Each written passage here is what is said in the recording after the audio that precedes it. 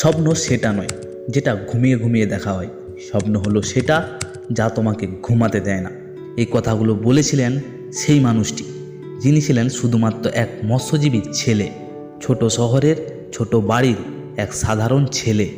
আর সেই ছেলেই একদিন হয়ে উঠেছিলেন ভারতের মিসাইল ম্যান, রাষ্ট্রপতি এবং কোটি মানুষের প্রেরণার উৎস। হ্যাঁ, আমি কথা বলছি ডক্টর এপিজে আব্দুল কালামের। কালাম স্যারের জন্ম হয় 1931 সালে তামিলনাড়ুর রামেশ্বরমে। বাড়ি ছিল না বড়, টাকা ছিল না হাতে। ছোটবেলায় অন্য ছেলেরা যখন খেলতো তখন তিনি কাগজ বিলাতেন, সকালে পত্রিকা হাতে তুলে নিতেন আর রাতে পড়াশুনো করতেন। কারণ তিনি জানতেন আমি আলাদা কিছু হব, আমার জীবনের একটা আলাদা উদ্দেশ্য আছে। তিনি ছিলেন এমন একজন ছাত্র যে সবসময় শেখার জন্য পাগল ছিলেন।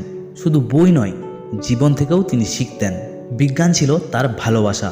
তিনি স্বপ্ন দেখতেন একদিন আকাশ ছুবেন।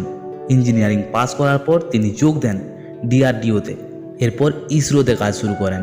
সেখানেই তিনি হয়ে ওঠেন ভারতের মহাকাশ গবেষণার অগ্রদূত। তার নেতৃত্বেই তৈরি হয় SLV-3, ভারতের প্রথম উপগ্রহ উৎক্ষেপণ রকেট। তারপর তিনি যুক্ত হন ভারতের অগ্নি ও পৃথ্বী মিসাইল প্রজেক্টে। আর তখনই দেশের মানুষ তাকে ডাকতে শুরু করে মিসাইল ম্যান অফ ইন্ডিয়া। কিন্তু শুধু বিজ্ঞান নয়, এই মানুষটি ছিলেন একজন দার্শনিক, একজন শিক্ষক, একজন স্বপ্নদ্রষ্টা। তারপর 2002 সালে তিনি রাষ্ট্রপতি হন, কিন্তু এমন রাষ্ট্রপতি যিনি পদের দাপটে নয়, মানুষকে ভালোবেসে হৃদয়ে জায়গা করে নিয়েছিলেন। ছাত্রছাত্রীদের জন্য তিনি ছিলেন বন্ধু, তাদের প্রতিটি চিঠির উত্তর দিতেন। বিশ্বাস করতেন এই তরুণরাই ভারতের ভবিষ্যৎ। তিনি বলেছিলেন, যদি তুমি সূর্যের মতো জ্বলতে চাও তাহলে আগে সূর্যের মতো পুড়তে শিখো। এরপর 2015 সালে 27 জুলাই তিনি যখন IIM শিলংয়ে বক্তব্য দিচ্ছিলেন তখন হৃদয়রোগে আক্রান্ত হয়ে মারা যান। মৃত্যুর সময়ও তিনি ছিলেন কাজের মাধ্যমে, জ্ঞানের মাধ্যমে তরুণ প্রজন্মের পাশে।